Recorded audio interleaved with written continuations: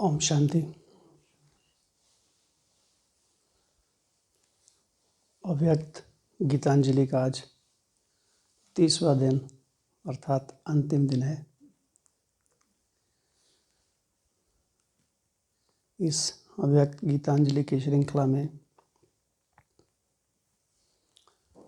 हमने ब्रह्मा बाबा की तपस्वी जीवन की बहुत सारी बातें सीखी, सुनी, समझी। अपने अपने अनुभवों के आधार पर, दादियों के अनुभवों के आधार पर, वरिष्ठ भाई बहनों के अनुभवों के आधार पर सबने हमारे समक्ष बहुत प्रेरणादायक पुरुषार्थ के अनेक बिंदु रखे, जिन्हें हम अपने जीवन में लाने का प्रयास करते रहते हैं समय समय पर। तो इस अंतिम कड़ी में आज का जो गीत है, कर की तपस्या। संसार में बहुत सारे ऐसे तपस्वी हुए हैं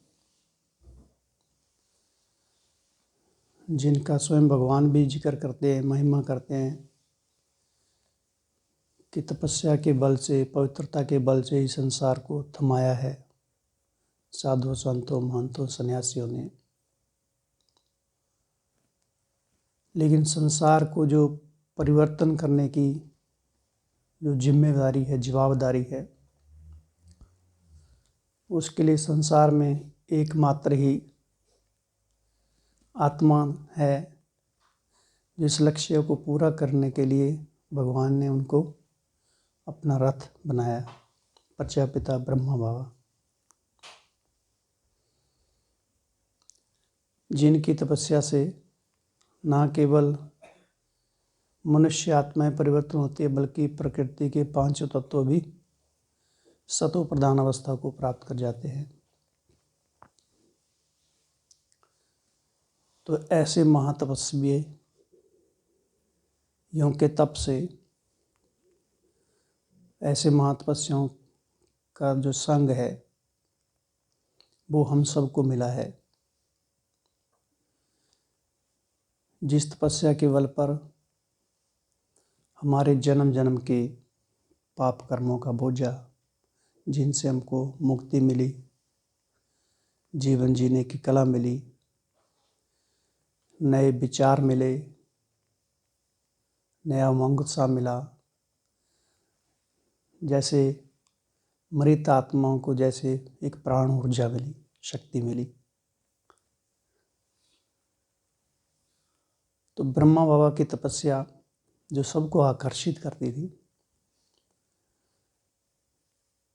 वैसे भी संसार में तपस्वी आत्माएं सबको आकर्षित करती हैं। 3-4 दिन पहले मुरली में था ना, जो तपस्वी आत्माएं सन्यासी होते हैं आकर्षित करते हैं। तपस्या है, पवित्रता का बल है।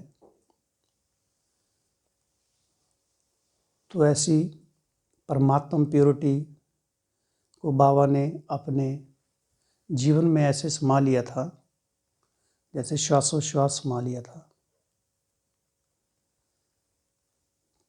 को दूसरे संकल्पों के आने का मार्जिन ही नहीं रहा अंदर। इसलिए बाबा का जीवन हम सबको प्रेरित करता है, आकर्षित करता है तपस्या के लिए। भले कहीं कहीं कुछ आत्माओं का समय पर पांव फिसलने की संभावना बनी रहती है, लेकिन फिर भी एक बार जिसने ये स्वाद चख लिया, उसका टेस्ट चख लिया, चाहे इस ज्ञान का, चाहे तपस्या का, चाहे प्योरिटी का है, अंततः उस आत्मा को इस मार्ग पर आना ही है। एक बार जो अनुभव कर लिया वो अनुभव से बंध जाती है, छूट नहीं पाती। भले उनके कमज़ोर संकल्पों की रचना उनको पुराने संसार की ओर खींचती रहती है, लेकिन फिर भी वो जो 1 सेकंड का जो अनुभव होता है वो इस ब्राह्मण जीवन में फिर खींच खींच के ले आता रहता है। अगर कोई आत्माएं भागंती भी हो जाती हैं, फारकती दे देती हैं, लेकिन फिर भी अंततः उनको बाबा के घर में आना ही है, क्योंकि टेस्ट सबसे ऊंचा टेस्ट है तपस्या का, और इसमें बहुत बड़ा सुख है। क्योंकि तपस्या एक ऐसी चीज़ है जिसमें हम अपने ओरिजिनल स्वरूप का अनुभव करते हैं, जो हमारी वास्तविकता है, जो हमारे ओरिजिनल संस्कार हैं, जो हमारी ओरिजिनल स्वभाव है, स्वधर्म है, उस पर हम स्थित हो जाते हैं। व्यर्थ का किचड़ा भस्म हो जाता है। जैसे वास्तव में तपस्या किस लिए की जाती है? स्वयं का शुद्धिकरण करने के लिए, या कोई स्थान का शुद्धिकरण करते हैं। जहाँ जहाँ तपस्या का वातावरण तैयार होता है, उस एनवायरनमेंट में वाइब्रेशन चेंज हो जाते सारे। वहाँ मनुष्यों की भावनाएं चेंज हो जाती हैं, वृत्ति चेंज हो जाती है, एटीट्यूड चेंज हो जाता है, स्वभाव संस्कार चेंज हो जाते हैं। तो तपस्या हमारे जीवन का अभिन्न अंग है। ना केवल बैठ के तपस्या करना, बल्कि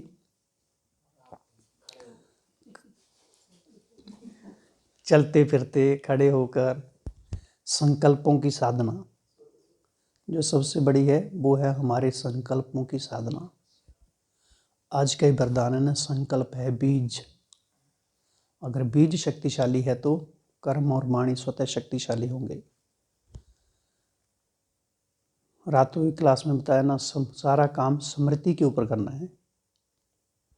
स्मृति श्रेष्ठ हो गई, सब कुछ श्रेष्ठ हो गया, चाहे वो ज्ञान, योग, धारणा, सेवा, संबंध, संपर्क, सब कुछ श्रेष्ठ। क्योंकि स्मृति सब सारा बीज है उस झाड़ का। झाड़ तो परिणाम है, प्रत्यक्ष है। इसी तरह संकल्प बीज है, कर्म और वाणी उसका विस्तार है। तो संकल्पों की साधना करनी है, और ये तुरंत नहीं होती है, धीरे धीरे धीरे धीरे धीरे धीरे जितना हम अध्ययन करते जाते हैं, मनन चिंतन करते जाते हैं, तो कुछ संकल्पों की साधना का स्तर भी वृद्धि की ओर अग्रसर होता रहता है। संकल्पों की साधारणता खत्म हो जाती है, वो कमजोरी संकल्पों की खत्म हो जाती है। शक्तिशाली संकल्पों का प्रवाह बहने लगता है, धीरे धीरे एक नई ऊर्जा का संचार होने लगता है। तो संकल्पों के स्तर पर साधना को करना है। तो आज का जो गीत है, कर के तपस्या, तो इस गीत में हमने बहुत सारी बातें सुनी हैं, देखेंगे भी, उनके ऊपर चर्चा करेंगे। कर के तपस्या बाबा तुमसा बदले धरती आकाश, बने फरिश्ता उड़ के आए बाबा अब तेरे ही पास। इस तन में हम प्राण धरे हैं बाबा तेरे ही खातिर, जग में पुराने ठहरे हैं बाबा हम तेरे परिवर्तन की खातिर। सेवा के शुभ संकल्पों से सजे हुए हैं हर एक साज, कर के तपस्या बाबा प्यारे बाबा तेरी तपस्या प्रेरित करती है हमको। सुख शांति आनंद लुटाए तुमसा ही हम भी सबको। तुझसे प्यार बहुत हमको है, पूरी करेंगे तेरी आश। एक ही आश रखनी है, उस आश से सारी आशाएं पूर्ण हो जाएंगी। कौन सी? ज्ञानियों की आश। परसों के मूल्य में था, बने फरिश्ता उड़ के आए बाबा अब तेरे ही पास, करके तपस्या बाबा। कर्म योग के योगी हम हैं, अनासक्त वृत्ति वाले। सुखमय सृष्टि बनाएंगे अब हम शीतल दृष्टि वाले। सदा सफलता साथ हमारे मन में है पूरा विश्वास। बने फरिश्ता उड़ के आए बाबा अब तेरे ही पास, करके तपस्या बाबा।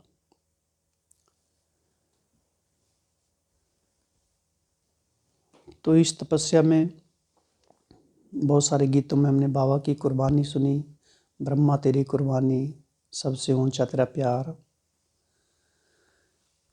बाबा कैसे इस संसार में शांति दूत बनकर आए, कौन कौन सी शिक्षाओं से हमको श्रृंगारा। तो तपस्या जो है ये हमारे जीवन का श्रृंगार है। हाँ जी। तो तपस्या जो है वो हमें शांति दूत बनाती है, जो हमारे अंदर यमदूत बैठे हैं उनको भस्म कर देती है। तो ये तपस्या बदले धरती और आकाश को, बताया ना केवल आत्माओं को परिवर्तन करती है बल्कि प्रकृति के सारे तत्वों को बदल के रख देती है। और सबसे ज़्यादा जो हमारे संकल्प ग्रहण कौन करता है? सबसे पहले प्रकृति करती है। अगर हम यहाँ बैठे हैं तो यहाँ बैठने से आपको कानों तक पहुँचने तक भी बीच में कितने सारे तत्व हैं जो हमको दिखाई नहीं दे रहे हैं। आधे वाइब्रेशन तो वहीं रह गए और कैच हम उतना ही कर पाते हैं अपनी बुद्धि की क्षमता के अनुसार। वहाँ पहुँचते पहुँचते उसका भाव भी परिवर्तन हो सकता है, क्योंकि सामने वाला पता नहीं कौन सी मनोवृत्ति से बैठा हुआ है, लेकिन प्रकृति तो अपने अचल अडोल स्वरूप में स्थित है। वो एज इट इज उसको ग्रहण कर लेती है। इसलिए जहाँ भी जो भी व्यक्ति रहता है किसी भी मनोवृत्ति वाला, तो वहाँ के वाइब्रेशन उसी के अनुकूल धीरे धीरे वहाँ जमा होते रहते हैं। इसलिए यहाँ पांडव वन में शक्तिशाली वाइब्रेशन क्यों है? क्योंकि जिन भी संकल्पों से ब्राह्मण आत्मा यहाँ प्रवेश करती हैं, जिन संकल्पों के साथ साधना की जाती है, तो सबसे पहले वो संकल्प प्रकृति के बीच में चले जाते हैं। प्रकृति बहुत संवेदनशील है, वो सबसे ज़्यादा ग्रहण करती है। इसलिए प्रकृति के साथ हमारा जुड़ाव बहुत गहराई से भी है। पूरे कल्प में सबसे ज़्यादा जुड़ाव किससे है? हमारा प्रकृति से है। और प्रकृति ये देह के पांच तत्वों के अंदर जो हम निवास करते हैं ये भी है। तो हमारा संकल्प सबसे पहले हमें प्रभावित करता है। अगर हम किसी के प्रति नेगेटिव सोचते हैं तो सबसे पहले वो नेगेटिव संकल्प भी हमको ही प्रभावित करेगा, दूसरे को हमारे से कम प्रभावित करेगा। अगर हम किसी के बारे में थोड़ा नेगेटिव सोचते हैं तो उसको प्रभाव कम होगा, लेकिन उसका प्रभाव हमको ज़्यादा होगा, क्योंकि हम कम उसके बारे में नेगेटिव सोचने के बजाय हम पहले नेगेटिव थॉट क्रिएट कर रहे हैं। तो उसका प्रभाव तो सबसे पहले हमारे कर्मेंद्र में चला गया, उसकी सारी संवेदना हमारे में समा गई है। तो इसलिए बताया संकल्पों के स्तर पर तपस्या को हमें आगे बढ़ाना है। तो तपस्या न केवल मनुष्य आत्मा को बल्कि धरती आकाश को भी परिवर्तन करती है। बने फरिश्ता उड़ के आए बाबा अब तेरे ही पास। फरिश्ता बनने के लिए भट्टी में बहुत सारी बातें देखी थी हमने। फरिश्ता बनने के लिए क्या क्या करना है? बहुत हल्का रहना पड़ेगा। जो भी संकल्पों का बोझ है, पुराने बेकर्मों का, जो अतीत की स्मृतियां हैं, वो कहीं ना कहीं आत्मा को बांध कर रखती हैं। उनसे मुक्त होने के लिए ज्ञान को बढ़ाना है। शुभ संकल्पों के साज बताया ना आगे, तो शुभ संकल्पों को बढ़ाना है। जितने जितने शुभ, शुद्ध, शक्तिशाली संकल्पों का संग्रहण हम करते जाएंगे, जितना हम अपने आप को ज्ञान योग में डुबो के रखेंगे, वो शक्तिशाली संकल्प हम आत्मा को बहुत हल्का बनाते जाएंगे। उन शक्तिशाली संकल्पों से ही आत्मा उड़ान भरेगी, ज्ञान योग के पंख लगेंगे। तो उड़ान भरने के लिए जितने भी हमारे बंधन हैं सूक्ष्म, एक है स्थूल बंधन। स्थूल बंधन हमें इतना नहीं बांधते हैं जितना सूक्ष्म बंधन। सबसे जो ज़्यादा बंधन है हमें हमारे ही विचारों के बंधन हमको बांध के रखते हैं। स्थूल बंधन तो बहुत छोटी चीज़ है, स्थूल बंधनों की बड़ी बात नहीं है, क्योंकि यहाँ सारी साधना सूक्ष्म स्तर पर है, अदृश्य है। तो फरिश्ता बनना अर्थात हमें जो सूक्ष्म बंधन है उनसे हमको मुक्त होने का पुरुषार्थ करना है। जो भी हमने संकल्पों से प्यार करके रखा हुआ है, जिनको हम छोड़ना नहीं चाहते, पुरानी स्मृतियों को, पुराने संस्कारों को हमने पकड़ के रखा हुआ है, जबकि बार बार उनसे हम दुख उठाते हैं, धोखा खाते हैं, क्योंकि उनसे लंबे समय के साथ हमने उनका साथ निभाया है उन संकल्पों को धरातल पर आने के लिए पुरुषार्थ किया है, नेगेटिव संकल्पों को, और उनको पकड़ के रखा हुआ है। क्योंकि व्यर्थ की, बाबा कहते हैं ना, स्पीड बहुत तेज होती है, उसके लिए पुरुषार्थ नहीं करना पड़ता है, वो अपने आप ही चलता है। व्यर्थ की एकता बहुत ज़्यादा है और समर्थ मुट्ठी भरी संकल्प है हमारे पास, इसलिए व्यर्थ की तरफ हम जल्दी जल्दी बह जाते हैं। तो समर्थ संकल्पों का संग्रहण हमको बुद्धि में करना है, ताकि जिस उसके आधार पर आत्मा को शक्तिशाली संकल्पों का भोजन मिले। शक्तिशाली संकल्पों का भोजन मिलेगा तो आत्मा उड़ान भरेगी। उड़ने के लिए ताकत नहीं है तो फिर उड़ान कैसे भरेंगे? तो शक्तिशाली भोजन है आत्मा के लिए शुद्ध संकल्प। तो हमको शुद्ध संकल्पों का संग्रहण करना है, ताकि हम सूक्ष्म बंधनों से मुक्त होते फरिश्ता बनकर उड़ान का अनुभव करें, है ना, गगन में विचरण करने का अनुभव करें। भले इस देह रूपी धरनी पर रह रहे हैं, लेकिन इस देह की धरनी से भी न्यारे 5 रूपों का अनुभव बताया ना सवेरे के योग में, अमृत वेले के योग में 5 रूपों का ड्रिल, पंचमुखी ब्रह्मा। तो ये जो 5 ड्रिल है, 5 रूपों की ड्रिल, ये हमें इस संसार से अनासक्त बना देती है, इस संसार से डिटैच कर देती है, इस संसार से अलग थलग कर देती है एकदम। क्योंकि आत्मा में लंबे समय से पुरानी स्मृतियों का जो एक आदत पड़ गई है, उससे छूटना ये एक बहुत श्रेष्ठ माध्यम है। ड्रिल करना बार बार, छोटी छोटी ड्रिल, और उसके लिए थोड़ी मेहनत तो लगती है स्टार्टिंग में। ऐसे नहीं तुरंत हो जाएगा। सोचा परमधाम में पहुंच गए, नहीं, फिर बार बार नीचे आएंगे, क्योंकि परमधाम में रहने का अनुभव ही नहीं है, प्रैक्टिस नहीं की है हमने। सोचा सूक्ष्म वतन में पहुंच गए, अनुभव ही नहीं है उसका, अपना पूज्य स्वरूप का अनुभव।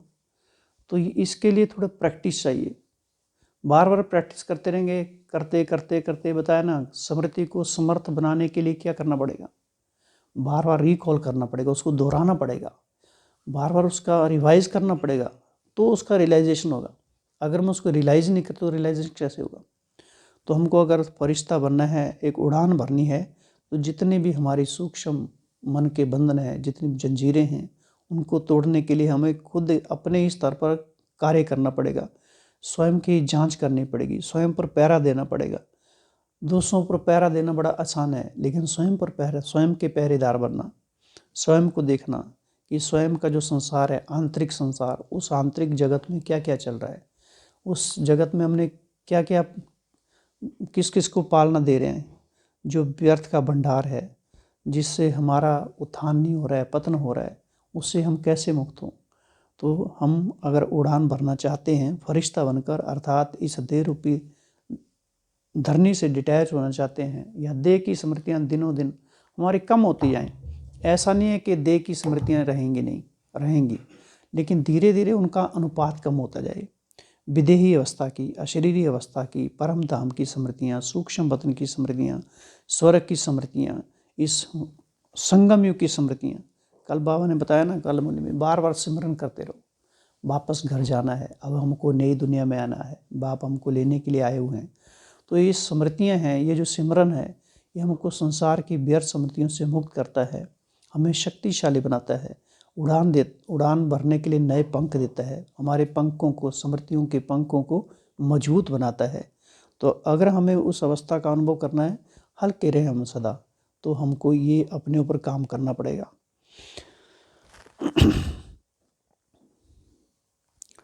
करके तपस्या बाबा तुम सब बदलें धरती आकाश, बने फरिश्ता उड़ के आए बाबा तेरे पास।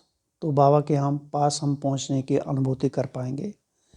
इस तन में हम प्राण धरे हैं बाबा तेरे ही खातिर, अर्थात इस तन में जो हम बैठे हुए हैं, जो प्राण है, जब तक ये जीवन है तब तक बाबा के ही खातिर है। ऐसा नहीं है केवल गीत का शब्द पकड़ना के बाबा की खातिर है, लेकिन जो इस संसार में रहते हैं उनके खातिर भी तो हैं। हाँ, उसमें हमको ये समझना कि ये भी बाबा की ही प्रॉपर्टी है सारी।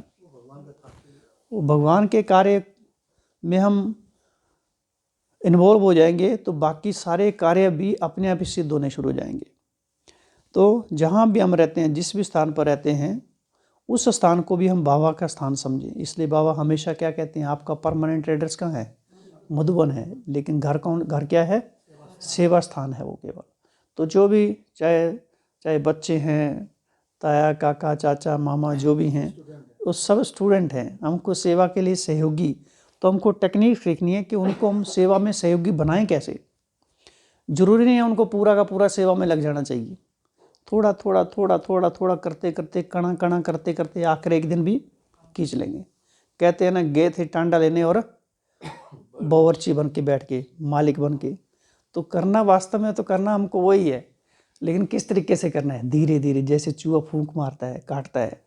तो हमको भी उसी तरह से घर में तो रहना है, सबके बीच में रहना है, उन सब की आदतों को समझना है, उनके व्यवहार को समझना है, उनके अनुकूल रहते हुए भी उनको अपना बनाने की, उनको बाबा के साथ जोड़ने की, कुछ विशेष अनुभूति कराने के लिए तो हमें धीरे धीरे उनके जीवन में हम प्रवेश करेंगे तो बाबा के साथ हम उनको जोड़ सकेंगे। तो जितना भी हमारा ये जीवन है, जो भी प्राण हमने धरे हैं इस तन में, ये बाबा की खातिर हैं। और ये तन किसका है? ये भगवान की अमानत है। कल बताया था ना, परसों के लवलीन अवस्था में, हमारी प्रॉपर्टी क्या है? प्रभु प्रेम हमारी प्रॉपर्टी है ना। तो जो ये तन भी भगवान की प्रॉपर्टी है, तो अर्थात ये भी प्रभु की प्रॉपर्टी है। तो प्रभु की प्रॉपर्टी में हम आत्माएं बैठे हैं, कितना बड़ा सौभाग्य है। 5 भूतों का दान एक बार कर दिया तो वापस नहीं लेना है। कोई बच्चे वापस लेते फिर फाड़ के दे देते हैं। तो ये भगवान की प्रॉपर्टी है जिसमें हम बैठे हुए हैं। स्वयं उसने हमको चयन किया है, उसने हमको प्रॉपर्टी सौंपी है कि बच्चे इस प्रॉपर्टी की सार संभाल कर सकते हैं, ये इसको बढ़ा सकते हैं, ये इसकी वृद्धि कर सकते हैं। तो इस तन में हमने प्राण धरे हैं बाबा तेरे ही खातिर, अर्थात बाबा की सेवाओं के लिए, बाबा के संदेश देने के लिए, बाबा का वारिस बच्चा बनाने के लिए, अन्य आत्माओं को भी, है ना, बाबा का अनुभव कराने के लिए। तो हमने जो प्राण धरे हैं, जितना भी इस तन में है, जब तक भी हैं, तो उसके खातिर हैं। जग में पुराने ठहरे हैं हम, जग परिवर्तन की खातिर। जग अर्थात संसार में, इस पुरानी दुनिया में ठहरे हैं केवल संसार को परिवर्तन करने की खातिर। और संसार परिवर्तन करने का संकल्प कब आएगा? जब हम स्वयं को परिवर्तन करेंगे, जब हमें स्वयं महसूस होगा कि हाँ, हमारे में परिवर्तन हो रहा है। अगर स्वयं में परिवर्तन महसूस नहीं होता तो संसार को परिवर्तन करने का संकल्प भी नहीं आएगा। क्योंकि संसार किस दौर से गुजरा है, कैसी जीर्ण शीर्ण अवस्था है, कैसे संसार की परिस्थितियाँ दिनों दिन बदहाल होती जा रही हैं, बदतर होती जा रही हैं। तो ऐसी बदतर परिस्थितियों से जकड़े हुए संसार को परिवर्तन करने का जो बीड़ा है, बाबा ने हम सबको सौंपा हुआ है, वो जिम्मेवारी हम सबको सौंपी है। तो उसके पहले हमें स्वयं को परिवर्तन करना है। हमारे स्वभाव संस्कार, हमारी दृष्टि, हमारी वृत्ति, हमारी कृति, हमारा चाल चलन, व्यवहार, बोल। और ऐसा नहीं कि तुरंत बदल जाएगा, टाइम तो थोड़ा लगता है, लेकिन प्रैक्टिस करते रहना है, हमको छोड़ना नहीं है। क्योंकि जिस पथ पर हम आत्माएं निकली हैं, इस तपस्या के पथ पर, उस पथ पर चलने के योग्य हम आत्माएं हैं। संसार की आत्माओं में वो ताकत नहीं है। उन आत्माओं को ताकत देने के लिए हम बाबा ने हम बच्चों को निमित्त बनाया हुआ है। तो ऐसी ताकतवर आत्माएं हैं। पुराने जग को परिवर्तन करने की जिम्मेवारी हम सब बाबा हमको दी है। बाबा ने हम सब आत्माओं को लायक समझा है। बाबा ने कहा तुम बच्चे तो क्या बन गए थे, ना लायक, लेकिन बाबा ने आके हम सबको लायक बनाया है। तो इस तन में किस लिए ठहरे हैं? पुराने जग को परिवर्तन करने की खातिर ठहरे हैं। सेवा के शुभ संकल्पों से सजे हुए हैं हर एक साज। सेवा के शुभ संकल्प, है ना। तो शुभ संकल्प सेवा के कौन कौन से हैं? जैसे बाबा के संकल्प कैसे थे? सर्व का कल्याण हो, एक भी आत्मा के प्रति ऐसी वैसी भावना नहीं, है ना। संसार में हम आत्माओं के साथ अनेक जन्मों तक ऐसे हिसाब किताब बहुत सारे बने होंगे जिनका बोझ हम आत्माओं के ऊपर है, वो जो हमें शत्रु प्रतीत होती थी। लेकिन बाबा के बनने के बाद हमारा जैसे आंतरिक जो संकल्पों का संसार है, वो धीरे धीरे परिवर्तन हो गया। हमारी जो नेगेटिव भावनाएं थी, उन नेगेटिव भावनाओं को बाबा ने परिवर्तन कर दिया पॉजिटिव भावनाओं में। शुभ भावनाएं क्या चीज़ होती हैं, इससे तो हम सब पहले अनविज्ञ थे। शुभ संकल्प क्या होते हैं, इससे पहले तो हम अपरिचित थे, कुछ भी जानते नहीं थे उसके बारे में। तो शुभ भावनाओं का बल बाबा ने कैसे भर दिया हमारे में। शुभ भावनाएं, शुभ कामनाएं, ये शुभ भावनाएं, शुभ कामनाएं बाबा ने कहना दुआएं हैं, है ना। उस बताया था ना पिछले संडे में, जादू मंत्र, कौन सा जादू मंत्र? शुभ भावना, शुभ कामना, शुभ दुआएं। तो दुआएं ये जादू मंत्र का काम करती हैं। कल भी दुआओं की बात थी, कल की मुरली में भी था दुआओं की बात।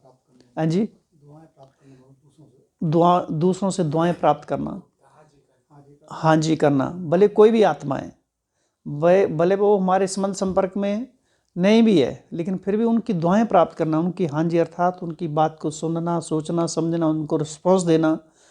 तो ये भी एक सूक्ष्म रूप से दुआएं जो है ये भी, हाँ जी, विपत्तियों के समय काम आती है। जो भी कठिनाइयाँ आती हैं तो उसमें हमें ये काम आती हैं। और कठिनाइयाँ हमारे जीवन को क्या बनाती हैं? स्लोगन था 4 दिन पहले, कठिनाई से घबराओ नहीं, ये कठिनाइयाँ जीवन को डैश बनाती हैं, मजबूत था तो ऐसे ही, लेकिन दूसरा शब्द था वो पीछे से बोल रहे, ताकतवर बनाती हैं, ताकत देती हैं जीवन में, है ना, मजबूत तो पर बूस्टर हो जाए तो। और जो मजबूत वाली बात थी वो कल थी, कौन सी? परसों के स्लोगन में थी, अनुभवी वह है जो जिसका, हाँ, जिसका दिल मजबूत और बुजुर्ग हो। वो कौन है? वो अनुभवी है, बुजुर्ग। तो ये हमको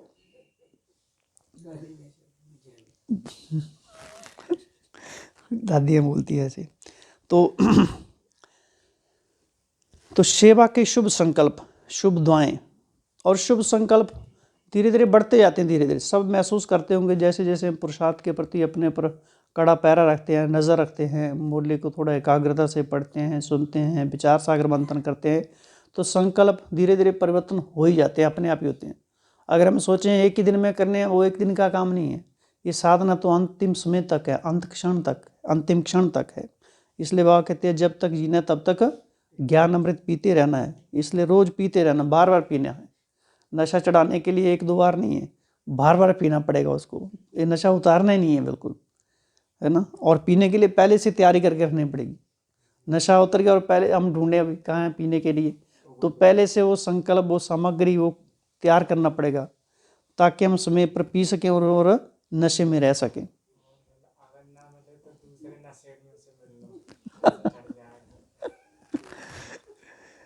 तो रूहानी पियक्कड़ बनना है। तो सेवा के शुभ संकल्पों, ये शुभ संकल्प हमारा भोजन है, खुराक है, नशा है, तो ये शुभ संकल्प धीरे धीरे बढ़ाने हैं। सेवा के शुभ संकल्पों से सजे हुए हैं हर एक साज, करके तपस्या बाबा। प्यारे बाबा तेरी तपस्या प्रेरित करती है हमको। प्यारे बाबा तेरी तपस्या, तो बाबा से हमको प्यार है। हम बोल तो रहे हैं प्यारे बाबा, लेकिन बाबा से प्यार अर्थात क्या?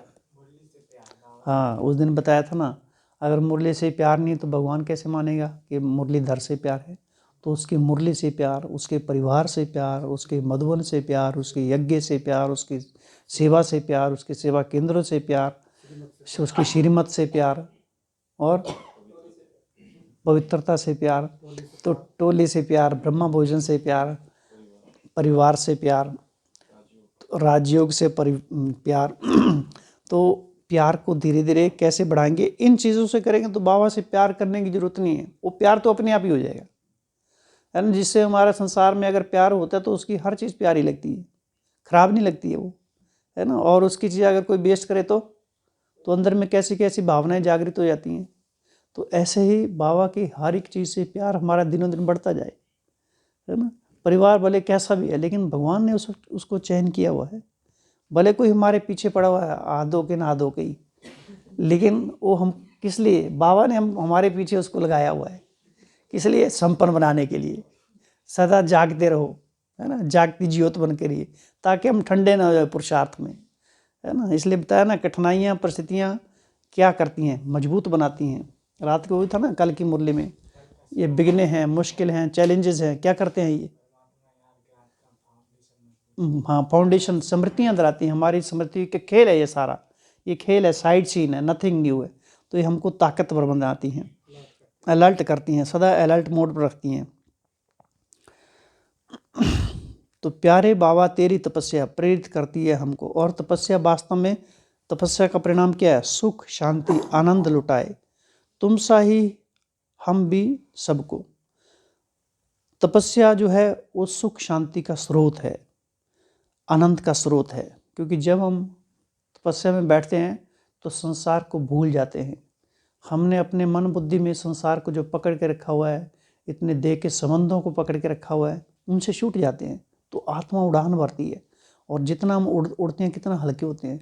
वैसे भी आप कभी ऊंचे स्थान पर जाओ, एक है नीचे स्थान पर वॉकिंग करो, एक है ऊंचाई पर जाके बैठो, मज़ा कहाँ आता है? ऊंचाई पर आता है। और वहाँ से सारी चीज़ें छोटी रहती हैं, नीचे नीचे छोटी छोटी दिखती हैं और लगता है कि हमारी अवस्था ऊंची है। तो तपस्या भी एक ऐसी चीज़ है जो हमको ऊंच अवस्था की ओर लेके जाती है, एक नए रास्ते का निर्माण करती है, जिस रास्ते पर सुख ही सुख है ना। साइड सीन है, वो परिस्थितियाँ भले आती हैं लेकिन वो एक साइड सीन अनुभव तब होगी जब हम ऊंचाई पर जाना आरंभ करेंगे। तो तपस्या ही हमारी सुख शांति का स्रोत है, आनंद लुटाती है। तुम सा ही हम भी सबको बाबा, तुमसे प्यार बहुत है हमको, पूरी करेंगे तेरी आश। तो बाबा की जो आशाएं हैं, जो इच्छाएं हैं, उनको पूर्ण करने के लिए अपने जीवन को तपस्वी मूर्त बनाना है। और तपस्या छोटे छोटे किस्तों में करनी है, इंस्टॉलमेंट में करनी है ना। लंबे समय तक, जैसे बाबा को 24 घंटे थोड़ी साधना करते थे, लेकिन उनका जीवन ही वास्तव में साधनामय हो गया था, है ना। वैसे तो बाबा रात रात को भी जाग कर साकाश देते रहते थे, है ना। कल भी बताया ना, रात को जाकर याद करो, थकेंगे नहीं। बीमारी है, बीमार होंगे नहीं, लेकिन बीमारियाँ दूर जाएंगी, लेकिन याद यथार्थ हो। आज भी है, पक्का करा रही है इसलिए बाबा, है जी। हाँ आज ही है, कल पढ़ ली ना इसलिए कल का आ गया बीच में। 2 दिन पहले ये मुरली में आया था। आज फिर आ गया, क्योंकि हमने प्रैक्टिस नहीं की ना, इसलिए फिर आ गया ना। 4 दिन लगातार आ रहा है। हाँ तो हाँ जी, हाँ रात को जाकर भी पारलौकिक साधन को याद करो। ये प्रश्न उत्तर में स्टार्टिंग में आया था। तो ये क्या है, तुम बच्चों का मुख्य कर्तव्य है, प्रश्न था नहीं। तो करके तपस्या बाबा, तेरी तपस्या प्रेरित करती है हमको, सुख शांति आनंद लुटाए तुम सा ही हम भी सबको, तुमसे प्यार बहुत हमको है, पूरी करेंगे तेरी आश, है ना। बता रहे थे ना, पब्लिक में प्राइवेट, है ना। लेकिन आजकल उल्टा हो गया है, प्राइवेट ही आदमी बैठते तो मन में पब्लिक ही घूमती रहती है। योग में बैठते तो क्या होता है, कई बार कितने सारे लोगों को जो संबंध संपर्क है सब याद रहने लगते हैं। तो उल्टा ना हो जाए कहीं, पब्लिक में प्राइवेट, प्राइवेट में पब्लिक ना आती रह गई। जब हम याद में बैठे हैं तो उस समय हमको ऐसा नहीं कि वो याद आ रहा है, वो याद आ रहा है, हम ऐसा हिसाब किताब बनाए ही क्यों। अगर हमने ब्राह्मण जीवन के बाद हिसाब किताब बनाए हैं तो वो मन में चीज़ें आती रहती हैं। इसलिए अभी समेटने का समय है। इसलिए हमको अपने मन में ऐसी वैसी चीज़ों को, ऐसे वैसे लोगों को, ऐसे वैसे संकल्पों को स्थान नहीं देना है, क्योंकि ये मन एक मंदिर है, ये भगवान की अमानत है। इसलिए बाबा ने उस दिन कहा ना कि 1 घंटा बैठ जाए तो मन डिस्टर्ब ना करे। तो ये भी साधना है, ये वास्तविक साधना तो यही है। अपने मन को हम कौन सी दिशा दे रहे हैं, किस दिशा में मन जा रहा है। मन रूपी घोड़े को की लगाम हमारे हाथ में है या नहीं है, तो कैसे आएगी वो? शुद्ध संकल्पों से, शक्तिशाली संकल्पों से। तो कर्म योग के योगी हम हैं, अनासक्त वृत्ति वाले। कर्म करते हुए भी हमारा योग जुटा रहे, ऐसा नहीं हम कर्म कॉन्शियस है। और वास्तव में होता है कई बार कर्म कॉन्शियस ही हो जाते हैं, हमको याद भूल ही जाती है बिल्कुल भी, किसकी याद कर रहे हैं, कहाँ पर बैठे हैं, किस लिए कर्म कर रहे हैं। जब ये भूल जाता है तो उस कर्म का प्रभाव आत्मा को प्रभावित कर देता है, फिर वहाँ आत्मा स्वार्थ ढूंढने लगती है। इसलिए जो भी हम कर्म करते हैं तो उसमें हम निरंतर भले हल्की सी स्मृति बनी रहे कि कर्ण करावनहार कौन है, किसकी सेवा कर रहे हैं, किसने हमारा चयन किया हुआ है, इस कर्म का परिणाम क्या होगा, उसका आदि मध्य अंत क्या होगा, दूसरे लोग इस कर्म से क्या प्रेरणा कर ले रहे हैं। जो कर्म हम करेंगे हमको देख के दूसरा करेंगे, तो हम कर्म योगी हैं, अर्थात कर्म में हम योग को शामिल कर दें किसी न किसी तरीके से। जैसे बताया ना कल, छत्रछाया है, परमात्मा छत्रछाया है, तो अगर छत्रछाया है तो हम सेफ रहेंगे। अगर कर्म करते भी हम कर्ण करावनहार की छत्रछाया के नीचे नहीं है तो छत्रछाया जहाँ नहीं है वहाँ माया प्रवेश कर जाएगी और हमारी शक्तियों को चुरा के ले जाएगी। इसलिए कर्ण करावनहार की स्मृति रहे, निमित्त भाव की स्मृति रहे, उस सेवा का क्या परिणाम है उसकी स्मृति रहे। तो हम कर्म करते हुए योग को अपने जीवन में लाना सहज अनुभव करेंगे। अनासक्त वृत्ति वाले, उस कर्म के प्रति हमारी कोई आसक्ति ना हो, उस कर्म के प्रति या और भी बहुत सारे संसाधन हैं उनके प्रति हमारी आसक्ति न बढ़ती जाए। अनासक्त वृत्ति हमारी दिन प्रतिदिन परिपक्व होती जानी चाहिए, मजबूत होती जानी चाहिए। अटैचमेंट ना हो, डिटैचमेंट हो। कर्म योग के योगी हम हैं अनासक्त वृत्ति वाले, सुखमय सृष्टि बनाएंगे अब हम शीतल दृष्टि वाले। सुखमय सृष्टि का निर्माण कैसे होगा? हमारी शीतल दृष्टि से, है ना, नयनों से। सबसे ज़्यादा एनर्जी कहाँ से हमारी फ्लो होती है? आंखों से होती है, हमारी दृष्टि से होती है। बाबा ने कहा अंत में आत्मा आएंगी, आप 1 सेकंड की दृष्टि देंगे और वो उड़ जाएंगी, अनुभव करेंगे नई दुनिया का वो साक्षात्कार करेंगे। तो दृष्टि जो है, दृष्टि में हमारा सृष्टि, नई सृष्टि समाई रहनी चाहिए, है ना। कोई भी देखे तो इन आँखों में जैसे तपस्या की अग्नि, है ना, क्योंकि क्या है, करके तपस्या। तो इसमें भी हमको नए नए सोमान, जब भी हम योग में बैठते हैं चलते फिरते, जैसे चलते फिरते हम तपस्या की अग्नि में चल रहे हैं। तपस्या की अग्नि की चैतन्य ज्वाला है हम, है ना, चैतन्य ज्वाला, चलते फिरते चैतन्य ज्वाला हूँ। क्योंकि जब हम नए संकल्प नहीं देते हैं तो आत्मा पुराने संकल्प और धीरे धीरे किनारा कर देती है। इसलिए नए नए संकल्प करने हैं। इसलिए साइड सीन भी नया नया अच्छा लगता है। एक ही तरफ जाओ रोज एक ही जगह घूमने भी जाते हो, वॉकिंग भी जाते हो, एक ही स्थान पर जाए बोर हो जाएंगे। नए नए स्थान पर जाओ तो बोर नहीं होते हैं। उसी तरह से हमको नए नए संकल्प करने हैं योग में बैठते हुए भी। तपस्या की अग्नि निरंतर धधकती हुई चैतन्य ज्वाला हूँ मैं, तपस्या का कुंड हूँ, महाकुंड हूँ, महातपस्वी हूँ। जैसे ब्रह्मा महातपस्वी हैं, हम उसकी संतान, उसकी औलाद हैं, तो हम भी महातपस्वी हैं, उसके साथ बैठे हुए हैं। ब्रह्मा के संकल्पों की साधना से संसार परिवर्तन हुआ, तो हम भी उसी की संतान हैं। हमारे संकल्पों की साधना से भी संसार परिवर्तन हो रहा है। पुराने जग में हम ठहरे हैं परिवर्तन करने के लिए, तो हमको नए नए संकल्पों का भी निर्माण करना है। सुखमय सृष्टि बनाएंगे हम शीतल दृष्टि से, शीतल दृष्टि वाले। तो अपनी सृष्टि को पहले सुखमय बनाना है। श्रेष्ठ स्थिति की सृष्टि, हाँ, 27 नवंबर की मुरली है, बहुत दूर चले गए आप।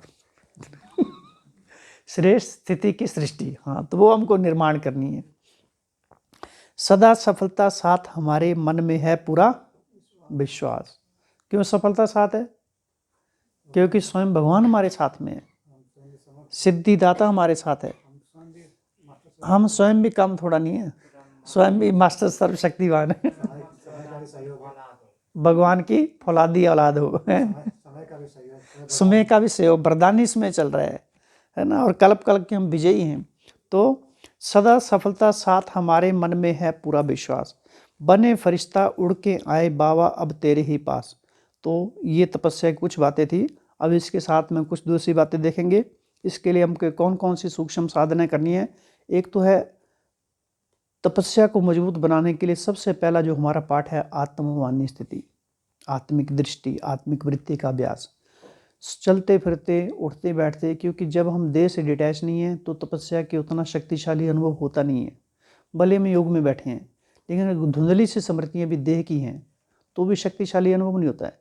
जब भी हम बैठे हैं तो देह जैसे एकदम विस्मृत हो जाए, जैसे देह बहुत दूर पड़ा हुआ है, बहुत दूर, जैसे हम यहाँ से हमको दिखाई नहीं दे रहा है। यहाँ से जैसे यहाँ से 100 किलोमीटर दूर देखेंगे, दिखाई थोड़ा नहीं देगा कुछ। तो देह भी हमको ऐसे प्रतीत हो, देह से हम जैसे बहुत दूर निकल चुके हुए हैं।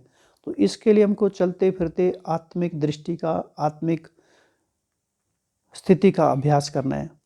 उसके लिए क्या करना पड़ेगा? सांप दिखेगा, सांप में मणि को देखो। माना देह तो दिखाई देगा, लेकिन देह सांप दिखाई दे, अर्थात देह की वास्तविकता है। देह तो दिखाई देगा, चाहे भाई है बहनें हैं, लेकिन वो हमको विचलित नहीं करे, क्योंकि लंबे इसमें हम साधना करते जा रहे हैं, हमको पता देह की वास्तविकता क्या है।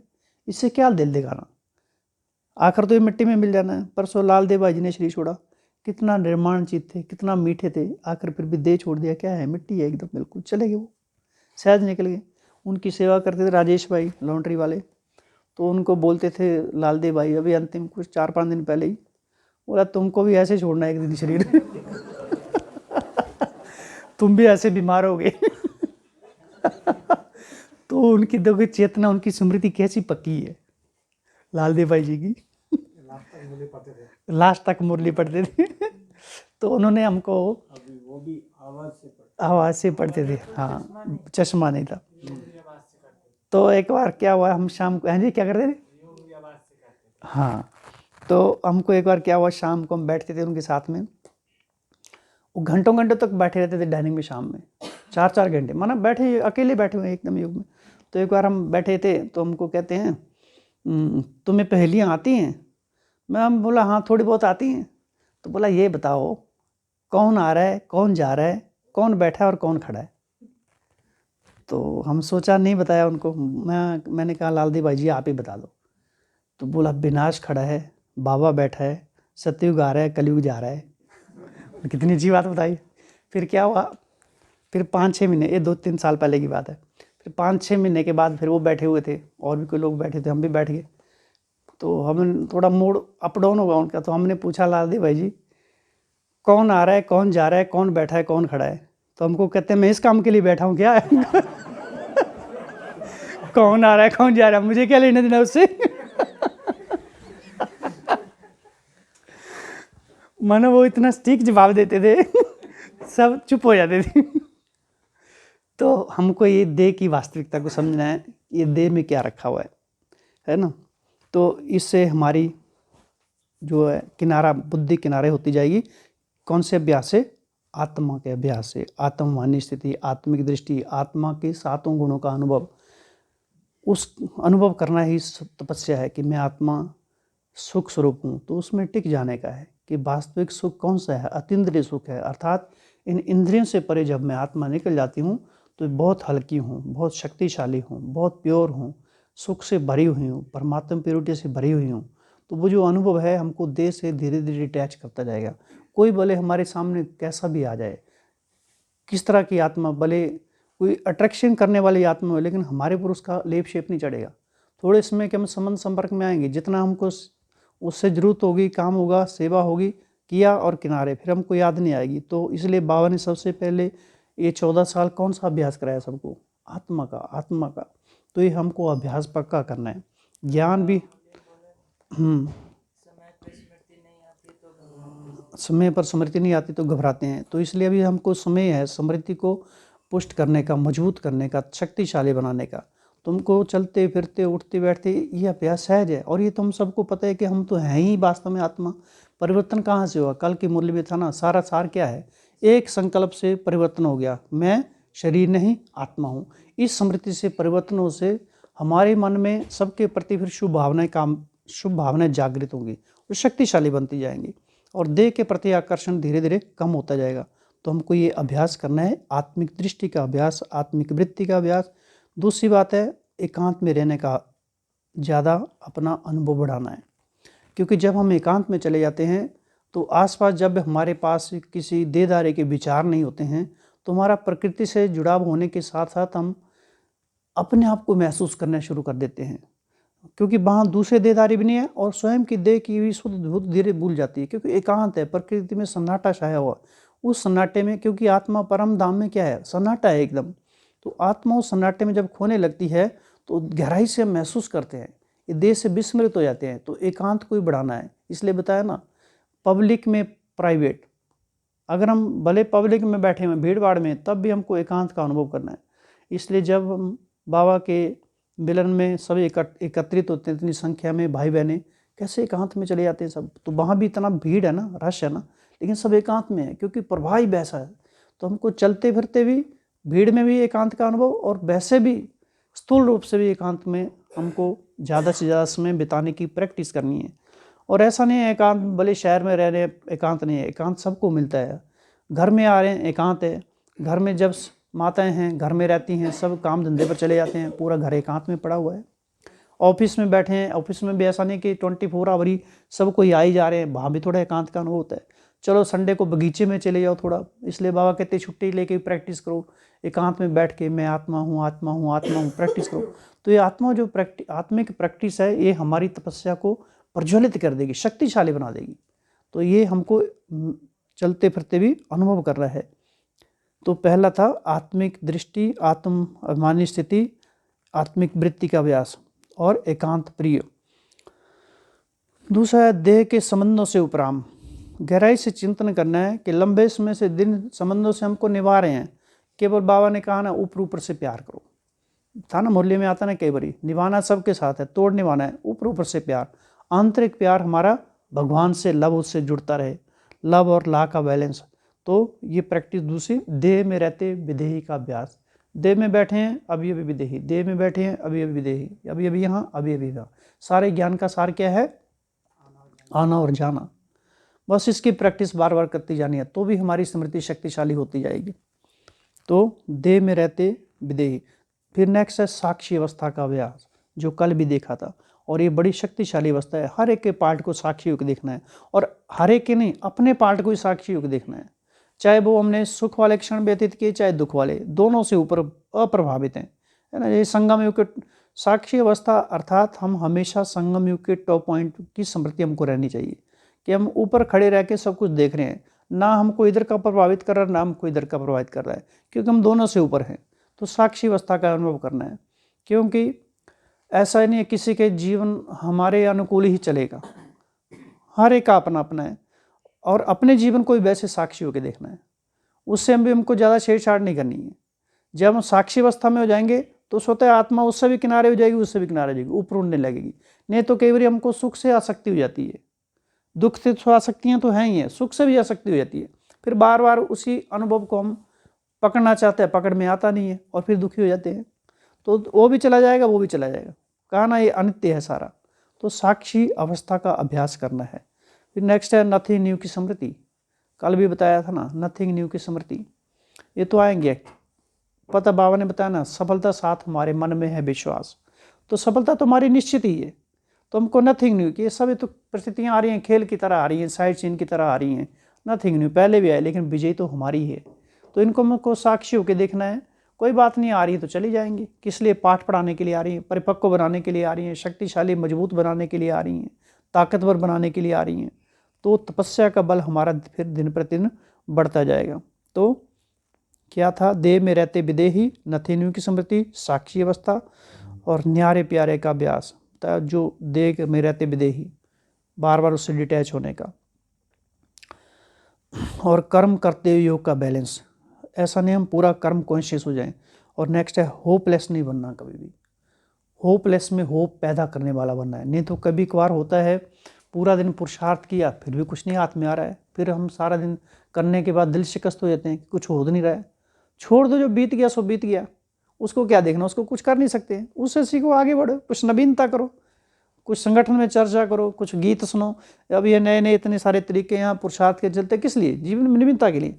अगर हम एक ही ढर्रे पर चलते रहेंगे तो नवीनता नहीं आएगी। तो कुछ नया देखो, ऐसा नहीं कि जो हमने आज टारगेट तय किया उस पर खरा उतर नहीं पाए हैं तो हम छोड़ दें उसको, कि ये तो हमारे से हो ही नहीं रहा है। तो हमको किसी भी परिस्थिति में होपलेस नहीं बनना है, दिल शिकस्त नहीं बनना है, सबकी आशाओं को पूर्ण करने वाले हैं। और हम अपनी आशाओं को छोड़ के रख दें तो किसी भी हालत में किसी भी कीमत पर दिल शिकस्त नहीं बनना है। भले बार बार फेल होते जा रहे हैं, लेकिन फिर भी वो नन्ही चींटी का उदाहरण देते हैं ना, कैसे दाना लेके चलती है लेकिन फिर भी दीवारों पर चढ़ जाती है, आखिर रंग तो उसी की जीत लाती है। तो हमको भी होपलेस नहीं बनना है। हाँ, दिल शिकस्त और दूसरों को देखना, ये हाँ अप्रसन्नता के दो कारण हैं ये अव्यक्त वाणी में। तो ये अप्रसन्नता के दो कारण, एक तो दिल शिकस्त होते हैं और दूसरों को फिर देखते हैं। तो कंपैरिजन नहीं करना है। हम कई बार ऐसा भी हो सकता है कि सोच रहे हैं यार तो ये तो बहुत पुरुषार्थी है, हम तो ऐसे ही हैं, लेकिन ऐसा नहीं हो सकता वो कम पुरुषार्थी हो, ये तो हमारे देखने में आ रहा है। हाँ, अगले पुरुषार्थ आ रहा है वो देखने में, तो उससे हमको सीखना है, उससे हम चर्चा करेंगे कैसे हम आगे बढ़े। तो हमको कंपैरिजन नहीं करना है, दूसरों को देखना नहीं है। या फिर दूसरों को नेगेटिव दृष्टिकोण से देखते हैं कि लंबे समय से तो इस ब्राह्मण जीवन में चल रहे हैं लेकिन परिवर्तन तो दिखाई नहीं दे रहा है, ये तो हम ऊपर की दृष्टि से देख रहे हैं। बाबा ने बताया था ना उस दिन कि दूर की दृष्टि तेज है लेकिन नज़दीक की दृष्टि कमज़ोर हो गई है। अर्थात अपने को देखने की आंख बंद कर चुके हैं हम, लेकिन दूसरों को देखते रहते हैं हम सारा दिन, ये ऐसा है, ये वैसा, ये वैसा है। नज़दीक का चश्मा आ गया है। तो नज़दीक का चश्मा हमारा तेज नहीं रखना है, दूर का चश्मा तेज रखना है ना, उल्टा है दूर का नहीं, नज़दीक का चश्मा तेज, अर्थात अपने ऊपर आंख रखनी है ठीक है।